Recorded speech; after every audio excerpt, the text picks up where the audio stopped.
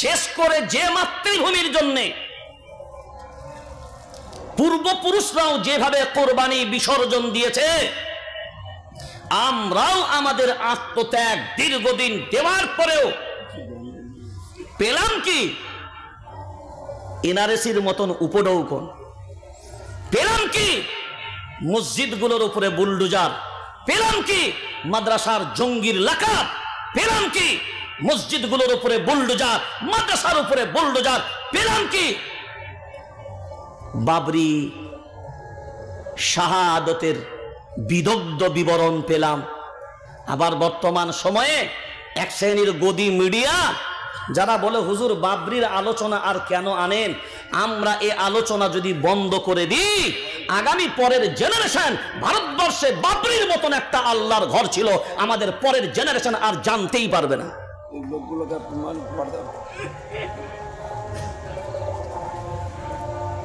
মানুষ আর তার ইতিহাসগুলোকে ভুলে যেতে চায়, কিন্তু ইতিহাস যতদিন ভুলবে না এই জাতির দিমাগ বিবেক ততদিন কাজ করবে। আল্লাহর গোলাম, ইতিহাস যেমনি ভুলে যাবে এই জাতি নিজেকেই নিজে ভুলে যাবে।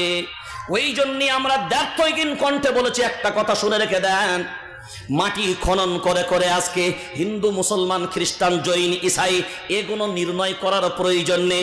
মাটি যদি খনন করার প্রয়োজন হয় সামলির ময়দান খনন করো, মাটি যদি খনন করার প্রয়োজন হয় বালাকোটের ময়দান খনন করো, মাটি যদি খনন করার প্রয়োজন হয় জিটি রোডের ধারে যাও, প্রত্যেকটা বৃক্ষকে জিজ্ঞাসা করো, তাদের গাছের গোড়াগুলোকে গবেষণা করো, আর জিজ্ঞাসা করো এই দেশের জন্য সব থেকে বেশি রক্ত দিয়েছে কারা রে ভাই?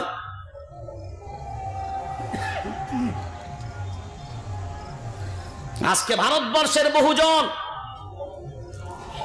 দেওবন্দ দারুল উলুম পর্যন্ত খনন করা দরকার। যখন দারুল উলুম ব্রিটিশ বিরোধী আন্দোলনের জন্য প্রতিষ্ঠিত হয়েছিল, যখন দারুল উলুম থেকে ব্রিটিশ বিরোধী আন্দোলনের ছাত্ররা যখন সংগ্রাম করত তখন খনন করার প্রয়োজন হয়নি না?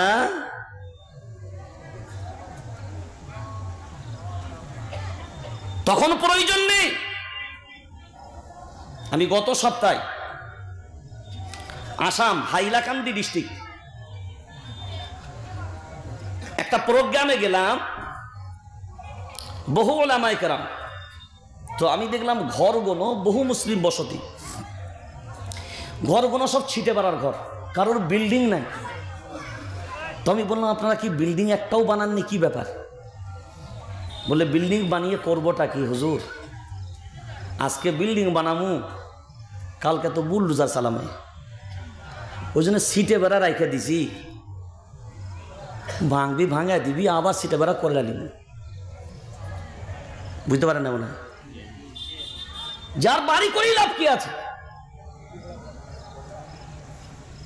42,000 মসজিদের লিস্ট বানিয়েছে, বুলডোজার চালাবে। ওয়াক্ফ সংশোধনী বিল একটা বহুরূপীর মতন খেলা খেলে চক্রান্ত করে জেপিসি নাটক করে এ বিলকে পাশ করিয়ে পার্লামেন্টে চালিয়ে দিল, পার্লামেন্টে বিল পাশ করুন। আমি অবাক একটা জায়গায়, বহু জায়গায় গিয়ে যখন জিজ্ঞাসা করছি এই ওয়াক্ফ সম্পর্কে আপনারা কি জানেন, তো এই শ্রোতা জাতি বলছে সেটা কি জিনিস, মুরব্বীরা বলছে ওটা কি খাবার জিনিস না মাকার জিনিস। আমি বললাম ঠুকার জিনিস।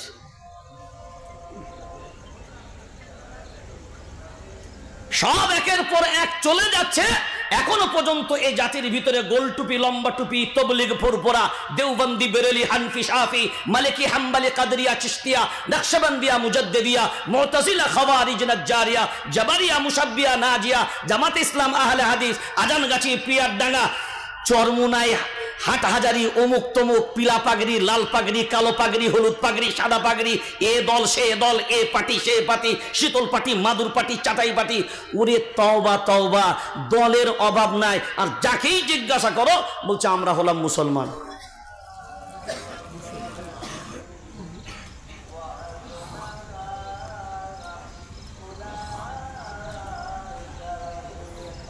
তোরাও চালা আমরাও চালা। খুব যদি বিবেক দিয়ে ভাবনা চিন্তা করে দেখি আল্লাহর গোলাম, কোরআনুল কারীম সূরার নাম সূরা আনফাল 10 নম্বর পারা 2 নম্বর সাফার 1 নম্বর আয়াত, وَأَطِيعُوا اللَّهَ وَرَسُولَهُ وَلَا تَنَازَعُوا فَتَفْشَلُوا وَتَذْهَبَ رِيحُكُمْ وَاصْبِرُوا وَأَطِيعُوا اللَّهَ وَرَسُولَهُ, আল্লাহর আনুগত্য করো এবং তার রাসূলের আনুগত্য। ওয়ালা তানাজাউ, খুঁটিনাটি ছোটখাটো বিষয়গুলো নিয়ে তোমাদের মাঝে মত পার্থক্য করবা না, দ্বন্দ্বে জড়াবা না। আমাদের ভিতরে দ্বন্দ্ব তো একদমই নাই। শুধু ভারতবর্ষের জমিনে 40 কোটি মুসলমানের ভিতরে এই জাতির দল হলো প্রায় 420 খানার মতো। কয়টা জোরে বলেন? এই 420 খানার দলের আমির বা না ওদের নেতা যে আছে, যারাই হেড অফ দ্য ডিপার্টমেন্ট কুরসিতে বসে আছে এবং তাদের অনুসারীদের জিজ্ঞাসা করুন প্রত্যেকটা দলকে, বলো জান্নাতি দল কারা? সবার জবাব হবে আমরাই। বুঝতে পারেনি? সবার জবাব কি? আমরাই। আমরা বাকিগুলো আমরা সব তো কাফেরের দল। ওদের আকীদা ঠিক নাই, কেউ বলছে জন্মের ঠিক নাই।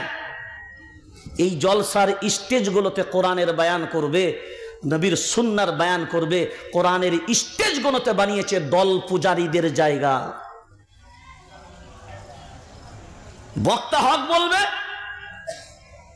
আর দাওয়াত না, যে তেলিয়ে বক্তব্য রাখবে ওখানে স্টেজ থেকে, হুজুর আপনার বক্তব্য আমাদের দারুণ লেগেছে, আগামী বছরটা হুজুর এই ডেটটাই বুকিং রাখবেন।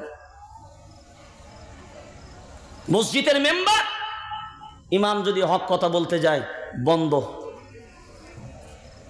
ওয়ালা তানাজাউ ফাতাফশালু ওয়া তাযহাবা রিহুকুম, খুঁটিনাটি বিষয়গুলোই যদি ঝামেলায় জড়াও, মত পার্থক্য যদি করে নাও, সাহস হারিয়ে ফেলবে, দুর্বল হয়ে পড়বে। যার নির্যাস হলো এইটা, নিজেদের ভিতরে দলাদলি করে সাহস হারাবে, দুর্বল হবে, সহজেই তোমরা পরাজিত হবে। বাবরি মসজিদ যখন রায় ঘোষণা হলো, এক শ্রেণীর লোক বলছে আচ্ছা মসজিদটা কাদের ছিল? বুঝতে পারেননি মনে কথাটা? হ্যাঁ, এই কথাটা প্রশ্ন করার কারণটা কি বলেন তো? না, কেন কারণটা বলেন তো? এখন আপনি বাংলার বহু জায়গায় যাবেন, বহু মসজিদের গেটে দেখবেন, হ্যাঁ আপনি যাবেন, মসজিদ কার ঘর? আল্লাহর ঘর। সবাই বলেন হ্যাঁ, মসজিদ কার ঘর? আল্লাহর ঘর। এই মসজিদ আল্লাহর ঘর এটা আমরা সবাই জানি। তো আল্লাহর ঘর একমাত্র এটা দাবিও থাকবে তার, আর ঘরটাও নিরপেক্ষভাবে থাকবে কার? জোরে বলেন আল্লাহ। কিন্তু বর্তমান সময়ে ভারতবর্ষের বহু প্রান্তে আপনি যাবেন, বহু মসজিদের প্রধান গেটে লেখা আছে ফুরফুরার মসজিদ, বেরেলির মসজিদ, দেওবন্দির মসজিদ, আহলে হাদিসদের মসজিদ। আমি আপনাদের জিজ্ঞাসা করি, এই যে দলের নামে নামে নামে নামে মসজিদ, তার মানে যাদের দলের নাম গেটে থাকবে অন্য দলের কোনো মুসলমান ওই মসজিদে নামাজ পড়া হারাম। এটা কথা বলে না? এই যে দিনকে ধ্বংস সারা পৃথিবীর বেঈমানদের দ্বারাই হবে না, একমাত্র ধ্বংসাত্মক যেটুকুই হবে, ধ্বংস আমাদের ভিতর থেকেই হবে। কোরআনের দুশমন কারা? কারা দুশমন? বাইরের লোক? বাইরের লোক? সব ঘরের লোক। কোরআনুল কারীম 28 নম্বর পারা সূরা মুজাদালার ভিতর আল্লাহ বলেন, ইয়ারফাইল্লাহুল্লাযীনা আমানু মিনকুম ওয়াল্লাযীনা উতুল ইলমা দারাজাত। সবাই আমরা কম বেশি জানি, কোরআনুল কারীম আল্লাহ নিজে ক্লিয়ার করে দিয়েছেন। বিসমিল্লাহির রহমানির রহিম, কুল হুয়াল্লাহু আহাদ আল্লাহুস সামাদ লাম ইয়ালিদ ওয়া লাম ইউলাদ। আল্লাহ নিজে বলেছেন তাকে কেউ জন্ম দেয়নি, তিনিও কাউকে জন্ম দেন না, অর্থাৎ তার কোনো বংশ নাই। আল্লাহ হলেন এক, অদ্বিতীয়, আর কেউ নাই। হ্যাঁ, বেদের ভিতরেও আমরা পাই একাম বিরহামা, ব্রহ্ম হলো এক, অন্যজন কেউ নয়। হিন্দু ভাইরা দেখবেন বিভিন্ন দেব দেবীকে পূজা করার পরেও একটা কথাই তারা একমত, উপরওয়ালা বলে একজন আছে। কোনওয়ালা? জোরে বলেন। তারাও বলছে উপরওয়ালা বলে একজন আছেন। হসপিটালে যখন আপনার নিজস্ব কোনো আপনজন পেশেন্ট উটি করার জন্য নিয়ে যাবেন, খুব সিরিয়াস মামলা, সিরিয়াস কেস, ডাক্তার বলছে অপারেশন করার পরে 50-50 চান্স।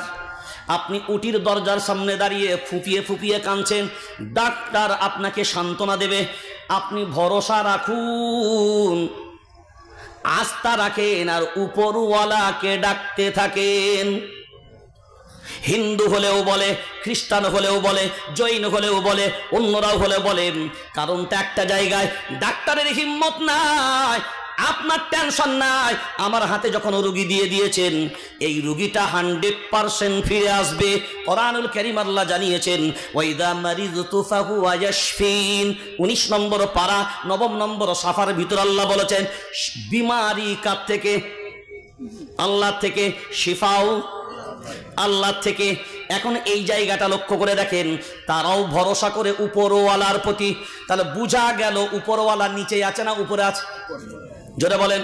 এবার কেউ বলে আল্লাহ, কেউ বলে গড, কেউ বলে ভগবান। জোরে বলেন। এখন বলেন ভগবান নিচেই না উপরে? কথা বলে না। আর এখন 2024 সালে ভগবান উপরে না নিচে? বুঝতে পারেন? হ্যাঁ, ভগবান যদি উপরে হয়, খুঁজতে গেলে উপরে যাব না নিচেই? কথা বলেন, খুঁজবো কোথায়, উপরে না নিচেই? আজ বড় আফসোস নিয়ে আমরা বলছি, নিজেই স্বীকার করছি উপরওয়ালা বলে একজন আছেন, নিজেই স্বীকার করলাম ভগবান কিন্তু দেখতে পাচ্ছেন। তাহলে ভগবান তালাশ করার প্রয়োজন যদি হয় নিচের দিকে নয় রে বন্ধু, উপর দিকে হয়। আর আজকে তালাশের যদি প্রয়োজন হয় দুনিয়ার জঙ্গলগুলোতে খোঁজ, ভিন্ন ভিন্ন জায়গায় খোঁজ, ভগবান তালাশ করার প্রয়োজনে মসজিদের ভিতরে কেন হয়? আমি আমার লজিক, মানে আমার যুক্তি, আমার লজিক এবং আমার চিন্তা ভাবনা দিয়ে আমি দেখেছি, আমার মনে হয়েছে, এবং আমি বহু ক্ষেত্রে মিডিয়ার সামনেও বলেছি যে ভাই কেন জ্বালাতন করছো? মানুষ যদি কোথাও এসে আরাম করে শান্তিতে, কেউ যে যেখানে শান্তিতে আছে তাকে শান্তিতে থাকতে দাও, তাকে শান্তিতে থাকতে দাও। আমার মনে হয় তোমার যদি ধারণা হয় যে মসজিদের নিচেই আছে, তাহলে আমার মনে হয় আজকাল তোমাদের কারণে হয়তো ভগবান শান্তিতে থাকতে পারছে না, শান্তির একটাই জায়গা পেয়েছে, তার নাম হলো মসজিদ। তাই তো মসজিদে মনে হয় আশ্রয় নিয়েছে নাকি?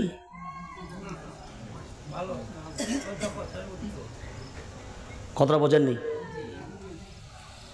তো যদি মসজিদে আশ্রয় নেয় মানুষ তো শান্তির জায়গাতেই যাবে। আর এটাই প্রমাণিত হলো শান্তির জায়গার নাম হলো আল্লাহ ঘর। আর কোরআনুল কারীম 13 নম্বর পারা 12 নম্বর সাফায় আল্লাহ বলেছেন আলা বিযিকরিল্লাহি তাতমাইন্নুল কুলুব, মানুষের অন্তরের শান্তি একমাত্র আল্লাহর স্মরণের ভিতরে রয়েছে। এবার বলেন সেই মসজিদের জায়গা, মসজিদের মেম্বার, এটাও পর্যন্ত আজকে নিরাপদ নয়। কোরআনের দুশ্মন বাইরে খোঁজা লাগবে না, কোরআনের দুশ্মন আমাদের ভিতরেই পাওয়া যাবে। এরপরে লক্ষ্য করে দেখেন ইয়ারফাইল্লাহুল্লাযীনা আমানু মিনকুম ওয়াল্লাযীনা উতুল ইলমা দারাজাত। আল্লাহ নিজে ক্লিয়ার করে দিয়েছেন ঈমানওয়ালাদের আমি আল্লাহ সম্মানিত করি। তারপরে বলেন, তারপরে যেটা বলেন এটাও তো আল্লাহর কথা, ওয়াল্লাযীনা উতুল ইলমা দারাজাত। ইলিমওয়ালাদের আমি আল্লাহ সম্মানিত করি। ইলিমওয়ালাদের সম্মান কে দেন? জোরে বলেন। আর ইলিমওয়ালাদের বেইজ্জতি কারা করেন? কথা বলে না। ইলিমওয়ালাদের বেইজ্জতি কারা করে? মসজিদের ইমামগুলোকে মসজিদ থেকে তারাই কারা? প্রধানমন্ত্রীর লোক, স্বরাষ্ট্রমন্ত্রীর লোক, কারা? মসজিদের চায়ের দোকানে বসে কোরআনওয়ালার সমালোচনা করে কারা? ওই জন্য আমি বহু মাদ্রাসায় গিয়েও বলেছি এ কথা, যে বুখারী শরীফ মাদ্রাসায় পড়ানো সহজ, হ্যাঁ, মিশকাতের দর্স দেওয়া সহজ মাদ্রাসায়, কোরআনের দর্স মাদ্রাসায় দেওয়া সহজ। কারণ যে হাদিস, যে কোরআনের দর্স মাদ্রাসায় যখন শিক্ষকরা দিচ্ছেন, কোনো প্রতিবাদ আসে? কথা বলে না। কোনো প্রতিবাদ থাকে? বিরোধিতা হয়, আন্দোলন হয়। এই হাদিসটা আজকে কেন ক্লাসে পড়ানো হবে? জবাব চাই, জবাব দাও। কথা বলে না। কেন আজকে এই কোরআনের তর্জমায় সুদ হারাম এটা কেন বলা হবে? বড় হুজুর জবাব দাও। কথা বলে না। এখন আপনি বিবেক দিয়ে বলেন, যে হাদিস এবং যে কোরআন, যার ইবারত আমি ছাত্রদের সামনে যখন পড়ছি, তাদেরকে যখন কোরআন এবং ওই হাদিসটাই পড়াচ্ছি, বুঝাচ্ছি, কোনো প্রতিবাদ নেই, কোনো বিরোধিতা নেই, কোনো আন্দোলন নেই। কিন্তু ওই কথাগুলো, ওই হাদিস আর ওই কোরআনের দর্স যখন আমি আল্লাহর পবিত্র ঘর মসজিদের মেম্বারে দিচ্ছি, তখন ইমামের চাকরি যায় কেন?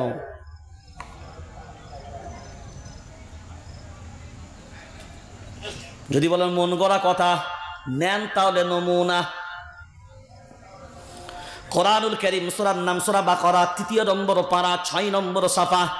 ইয়া আইয়ুহাল্লাযীনা আমানু তাকুল্লাহা ওয়া যারু মা বাকিয়া মিনার রিবা ইন কুনতুম মুমিনিন। আল্লাহু আকবার বলেন। এই কথাটা কার? সবাই বলেন আল্লাহ। ইয়া আইয়ুহাল্লাযীনা আমানু, ঈমানওয়ালাদের আল্লাহ ডাক দিলেন। ইত্তাকুল্লাহ, আমি আল্লাহ, আমাকে ভয় করো। কিসের জন্য ভয় করার আদেশ দিচ্ছেন? অর্থাৎ অর্ডারটা তার পরে দিচ্ছে, অর্ডারটা তার পরে দিলেন।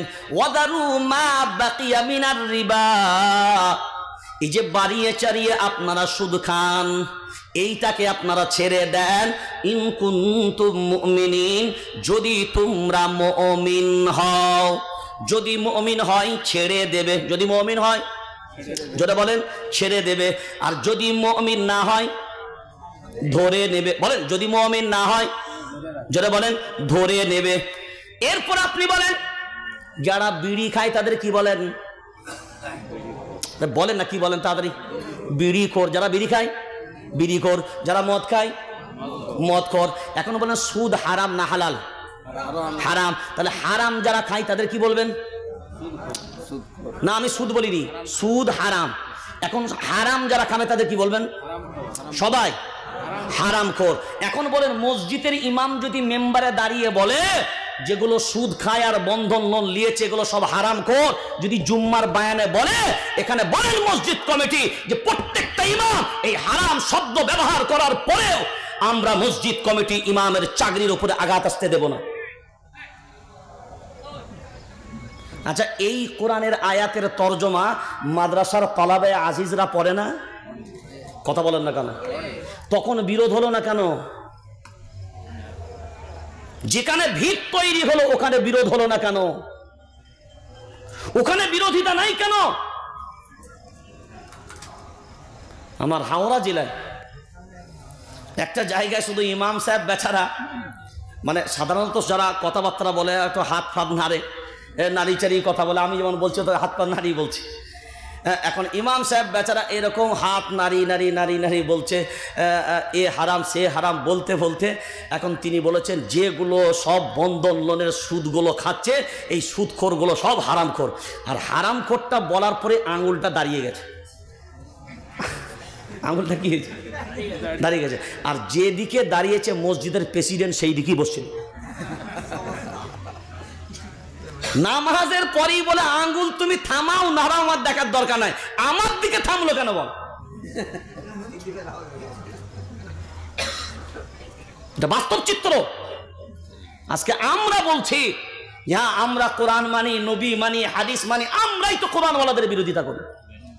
মাদ্রাসার যদি শিক্ষকরা, আহা এগুলো একটা করুণ ইতিহাস। এগুলো এই বিষয়গুলো আম জনসাধারণ বোঝে না। আপনি আমাকে একজন সাধারণ মানুষ বলুন। আল্লাহর নবী বলছেন খায়রুকুম মান তাআল্লামাল কুরআনা ওয়া আল্লামা। এই কথা নবীর না, এই কথা নবীর তো? কথা বলে না, এটা নবীর তো। আচ্ছা এই নবীর সিদ্ধান্তটা যে উম্মত মেনে নিতে পারে না, এটা তো খাঁটি উম্মত। ফালা ওয়া রাব্বিকা লা ইউমিনুন হাত্তা ইউহাক্কিমুকা ফীমা শাজারা বাইনাহুম সুম্মা লা ইয়াজিদু ফী আনফুসিহিম হারাজাম মিম্মা কাদাইতা ওয়া ইউসাল্লিমু তাসলিমা। নবীর সিদ্ধান্ত নির্দ্বিধায়, আগার মাগার না। আপনার ব্রেনে কি আসছে আপনি আপনার রাখেন গুরু, আপনার দিমাগে কি চলছে আপনি আপনার রাখেন। আমার সিদ্ধান্ত আমার রসুলের যদি হয়, তুমি যদি ঈমানওয়ালা হও, মা আতাকুমুর রাসূল ফাখুযুহু ওয়া মা নাহাকুম আনহু ফান্তাহু, এটা তোমাকে মানতেই হবে। রসুল যদি কোনো জিনিস দেন ওটা গ্রহণ করাটা আমাদের দায়িত্ব। আর যেটা রসুল নিষেধ করেন ওটা ছেড়ে দেওয়াটাও আমাদের। কথা বলে না। এখন আপনি যদি পাকামো মারেন, এবারে যদি আপনি এক্সট্রার মাথা মারেন, এখনকার জামানায় অনেকে বলে না যে ইসলাম ঠিকই আছে কিন্তু কিছু কিছু জিনিস একটু মডিফাই করা দরকার আছে। সাহস কি রে? বলছি সবই ঠিক আছে কিন্তু কিছু কিছু জিনিস একটু ঠিক মতের মিল হচ্ছে। তো তোর মতের মিল হচ্ছে তো আমার বাপের কি? এখন তুই তো অনেক জিনিস করবি, তোর সাথে আমার মতের মিল হবে না। তোর মতের মিল আমার মতের মিল যে ভিড়তে হবে। তোমার 10টা ছেলে, 5টা ছেলে, তোমার 5টা ছেলের সাথে তোমার মতের মিল নাই। কথা বলে না। সে আমি অনেক সময় বলি, এই জুমার দিন, আজকে তো জুমার রাত, তো একজন চাষি এলাকার মানুষ, তিনি জুমার দিন চাষ থেকে বাড়ি ঢুকছেন। তো বাড়িতে এসে দেখছেন জুমার পুরো একদম টাইম হয়ে গেছে। তিনি দরজায় এসে আওয়াজ দিলেন, বাবা পানি দাও। এখন ওর 3টে বেটা। কটা বেটা? 3টে বেটা। আর উনি এসে শুধু পানি চেয়েছে। তো যেমনি পানি চেয়েছেন তো বড় ছেলেটা 1 বালতি পানি আর একটা মগ নিয়েছে, ছোট ছেলেটা একটা, মেজো ছেলেটা একটা নুটা করে পানি নিয়েছে, আর ছোট ছেলেটা একটা গ্লাসে করে পানি নিয়েছে। বাপ চেয়েছেন পানি, বাপ চেয়েছেন, বালতির কথা বলেছেন, নুটার কথা বলেছেন, গিলাসের কথা বলেছেন, কিচ্ছু বলেননি। শুধু পানি বলেছেন। 3 ছেলে 3 ধরনের পানি এনেছে। আব্বা 3টে পানি কি দেখলো, প্রতিবাদ করলো না, নুটার পানিটা নিল, সুজা উজু করলো, মসজিদে চলে যাবে। যাবার আগে শুধু ছেলেগুলোকে বলল, তোমরা 3 জনাই 3 পাত্রে পানি আনলে কেন? আমি নামাজ পড়ে এসে তোমাদের পরীক্ষা নেব। জুমার নামাজ পড়ে যখন আব্বা বাড়ি আসলেন, আসার পরে বললেন, বড় বেটাকে ডাকলেন, আমি তো এসে বললাম পানি দাও, আপনি বালতি করে কেন পানি আনলেন? বড় ছেলে বলে, আব্বা আমি আপনার বাড়ির বড় সন্তান, আজও পর্যন্ত দীর্ঘদিন যতদিন আমি বড় হয়েছি, জুমার দিন যখন আসে আমি কোনোদিন দেখিনি আপনি গোসল ছাড়া জুমার নামাজে গেছে। ওই জন্য আমি ভাবলাম আপনি চাষ থেকে মাঠ থেকে ফিরে আসলেন, আপনার বুঝি গোসলের প্রয়োজন, ওই জন্য আমি দ্রুত গতিতে, কারণ কোনোদিন গোসল ছাড়া আপনি মসজিদে যাননি, ওই জন্য বালতি করে পানি আনলাম, হয়তো আমি ভাবলাম আপনি গোসল করে মসজিদে যাবেন। মেজ ছেলেকে বলে, বাবা তুমি কেন নুটা করে পানি আনলে? ছোট ছেলেকে বলে, বাবা তুমি কেন গিলাসে করে আনলে?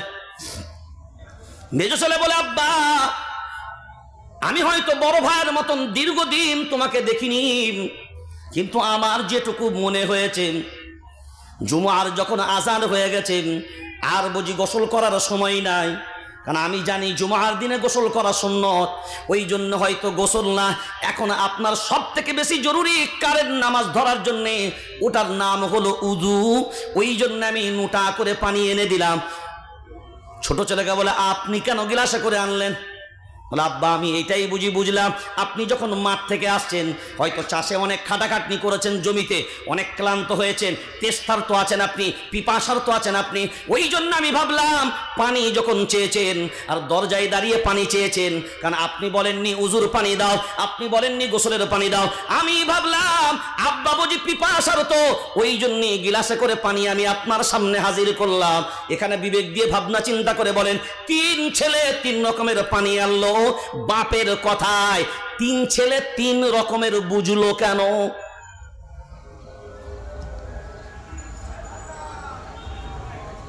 বুঝা তো এক দরকার ছিল, 3 রকমের বুঝলো কেন?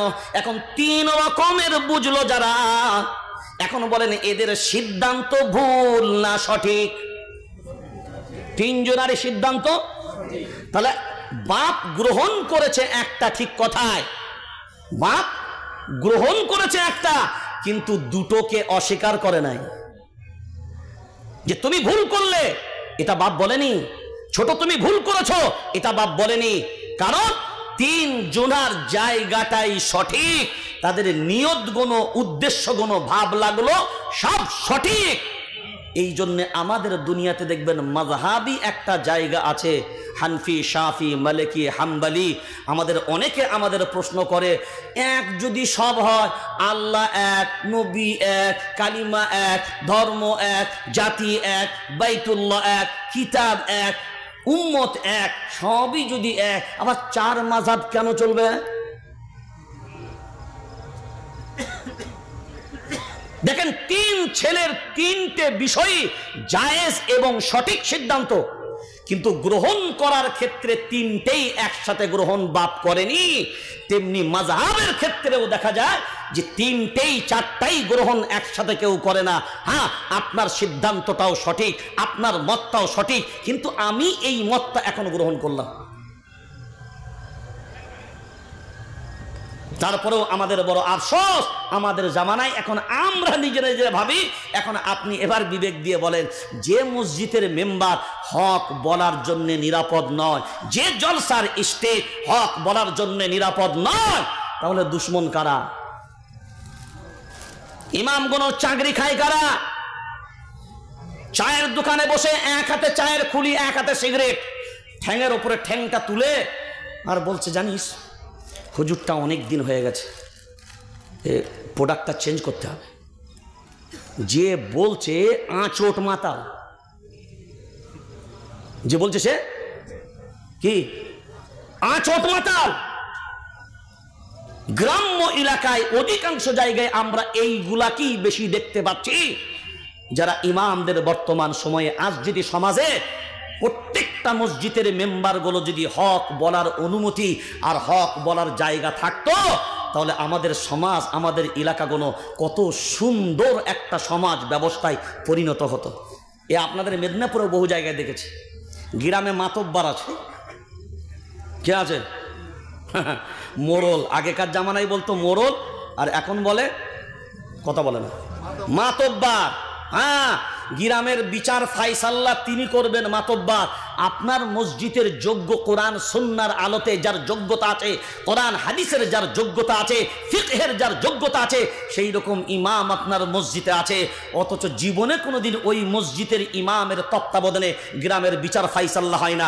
গ্রামের বিচার ফাইসাল্লা করে কোনগুলো? মদখোর, জুয়াখোর, তারিখোর, বাটপার, ধোঁকাবাজ, যত রকমের লম্পট আছে সব কাজের সাথে যুক্ত, তারা সিদ্ধান্ত গ্রহণ করে। কথা বলেন না কেন? যার কারণে আমাদের সমাজে প্রচলিত বহু প্রথা আমাদের সমাজ ব্যবস্থার ভিতরে আমাদের 16 আনাই ঢুকিয়ে দিয়েছে। চলছে সমাজ ব্যবস্থা। ইমাম যদি বলতে যায়, কথা বলে না। তাহলে আপনি আমাকে এবার বলেন, ওই হাদিসটা যখন মাদ্রাসায় পড়ানো হচ্ছে, কোনো বিরোধিতা হলো না, তাহলে হাদিসটা মসজিদের মেম্বারে যখন চলে গেল, হঠাৎ করে এমন কি ঘটলো যে ওখান থেকে এবার ঝড় শুরু হলো, কারণ ওই জায়গাটাই তো আমার রসুলের মেম্বার ছিল। বুঝতে পারেন নাই বিরোধটা কোথায়? আসহাবে সুফফাই যখন হাদিস কোরআন বলছে তখন বিরোধ নাই। হুজুর বলবো কি ওই জায়গাটাতে যে আছে লাল কেল্লার মন্দির, সেই জন্যই তো তার কথাই চলছে। আল্লাহ ওটা কিছু নয়, আমাদের সমাজ ব্যবস্থাকে আমরা আমাদের মতো করে সাজিয়েছি। যদি কোরআন ওয়ালাদের তত্ত্বাবধানে যদি আমরা আমাদের সমাজ ব্যবস্থা রাখতে পারতাম, আজকে বড় আফসোস এটা। আমি তো সাংগঠনিকভাবে প্রচার অভিযান চালিয়েছি, সাংগঠনিকভাবে আমাদের দায়িত্বশীলরা যে প্রত্যেকটা মসজিদের কমিটি হবে, ওই কমিটির প্রেসিডেন্ট সেই মসজিদের ইমামকে বানানো হবে। কথা বলেন না কেন? কারণ যে ইমাম থাকুক 10 বছর থাকবেন, তিনি প্রেসিডেন্ট থাকবেন। কারণ আজ বর্তমান সমাজে আমরা দেখছি মসজিদগুলোতে, মসজিদ কার ঘর? আল্লাহর ঘর। একটা ইমাম, তিনি যে মসজিদের ইমামতি করতে এসছেন, তিনি প্রশিক্ষণ নিয়ে এসছেন, তিনি প্রশিক্ষণ প্রাপ্ত। কিন্তু আপনি যে মসজিদ পরিচালনা করছেন, ইন্নামা ইয়ামুরু মাসাজিদাল্লাহ মান আমানা বিল্লাহ ওয়াল ইয়াউমিল আখির ওয়া আকামাস সালাহ ওয়া আতাজ যাকাহ ওয়া লাম ইয়াখশা ইল্লাল্লাহ। আল্লাহ বলেন মসজিদের দায়িত্ব নেবে কারা? 5 গুণওয়ালা হবে যারা। এটা তো কোরআনের কথা, এটা কার কথা? সূরার নাম সূরা তাওবা 10 নম্বর পারা 8 নম্বর সাফায় তালাশ করে দেখেন। নিশ্চয়ই যারা আল্লাহর প্রতি ঈমান এনেছে, পরকালের প্রতি বিশ্বাস রাখে, নামাজ প্রতিষ্ঠিত করে, যাকাত আদায় করে, ওয়ালাম ইয়াখশা ইল্লাল্লাহ, আল্লাহ ছাড়া কাউকে ভয় করে না, এই 5 গুণওয়ালা হবে যারা মসজিদের দায়িত্ব নেবে তারা। এখন বিবেক দিয়ে ভাবনা চিন্তা করে বলেন, বর্তমান সমাজে মসজিদগুলো পরিচালনা হয়, এই মসজিদ কমিটি একটাও প্রশিক্ষণ প্রাপ্ত নয়। মসজিদ পরিচালনা হবে কিভাবে? ইমাম পরিচালনা হবে কিভাবে? এইটা যদি প্রশিক্ষণ প্রাপ্ত হতো, কোরআন সুন্নাহর আলোতে যদি পরিচালনা হতো, আমরা মসজিদ কমিটি যদি ইমাম সাহেবকে বলতাম, হুজুর টেনশন আপনার নেই, কারণ কোরআনুল কারীম সূরার নাম সূরা মায়েদা 6 নম্বর পারা 17 নম্বর সাফার ভিতরে আল্লাহ বলেছেন, লাউলা ইয়ানহাহুমুর রাব্বানিয়ুনা ওয়াল আহবারু আন কাউলিহিমুল ইসমা ওয়া আকলিহিমুস সুহতা লাবিসা মা কানু ইয়াসনাউন। আল্লাহু আকবার বলেন। এই কথাটা কার? এই কথাটা কার? সব ন্যায় কাজে, সব অন্যায় কাজে ইমামরা আগ বাড়িয়ে ঢুকবে, সব রকমের গুনাহের কাজে এই জাতিকে বাধা দেবার জন্য ইমামরা দায়িত্ব নেবে, উলামায়ে কেরামরা দায়িত্ব নেবে, পীর মাশায়েখরা দায়িত্ব নেবে। এটাই হলো আমার আল্লাহর ঘোষণা। আপনার পছন্দ হোক বা না হোক, আপনার মনোনীত হোক বা না হোক, সব রকমের অন্যায়ের বিরোধিতা করার দায়িত্ব এদের আছে। আল ইমামু দামিনুন, মায়ার নবী মদিনাওয়ালা বলেন ইমামরাই হলো জিম্মাদার। আর আজকে আমরা জিম্মাদার বানাই কাদের? কথা বলেন না কেন? কারা জিম্মাদার? আজ ইমাম আছে, আলিমরা জিম্মাদার। মসজিদের মিটিং হবে, ইমাম থাকবে না, গোপনে আটা সাটে নিজেদের মতো করে মিটিং করে লিখে দিল, হুজুরকে খালি জানিয়ে দিবে, আসরের সময় চলে যাবে, শেষ। খুব যদি বিবেক দিয়ে বিনয়ের সাথে আপনাকে বলছি, এ জাতি যদি আমার নিজের শত্রু না হতো, একটা জিনিস মনে রাখবেন, আহলুল কুরআনুন আহলুল্লাহ ওয়াল খাসসা। কোরআন ওয়ালারা জাতা না, কোরআন ওয়ালাদের উপরে কথা বলার আগে একবার না 10 বার জুবানটাকে জিজ্ঞাসা করবেন, আহলুল কুরআনুন আহলুল্লাহ। কোরআন ওয়ালারা হলো আল্লাহর পরিবারের মানুষ।